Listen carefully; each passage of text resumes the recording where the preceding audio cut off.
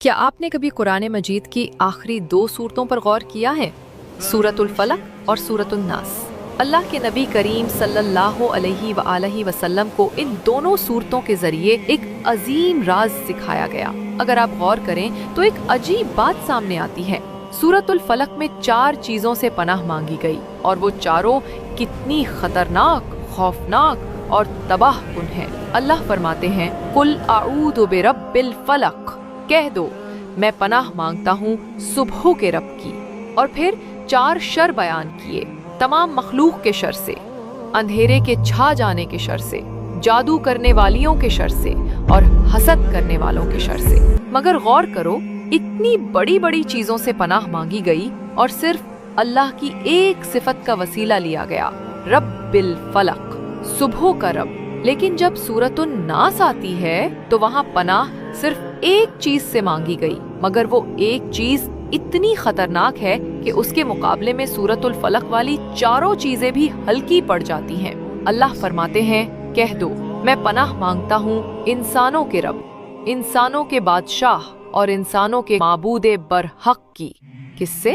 من شر الوسواس الخناس، وسوسہ ڈالنے والے کے شر سے۔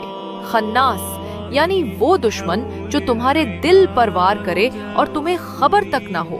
وہ کبھی دوست بن کر آتا ہے، کبھی خیال کے روپ میں، کبھی دل میں شک کی صورت میں۔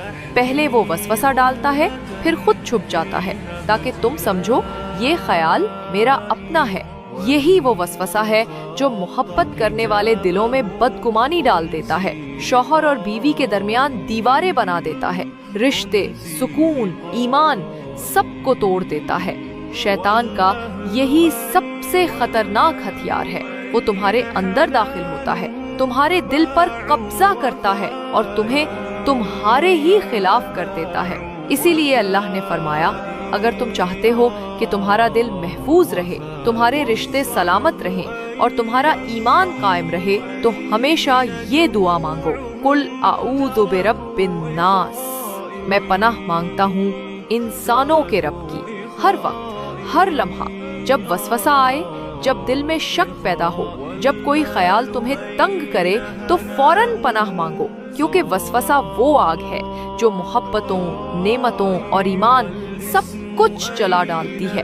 اللہ ہمیں خناس کے شر سے محفوظ فرمائے، ہمیں اپنے ذکر میں زندہ رکھے اور ہمارے دلوں کو وسوسوں سے پاک رکھے۔ اللہم آمین۔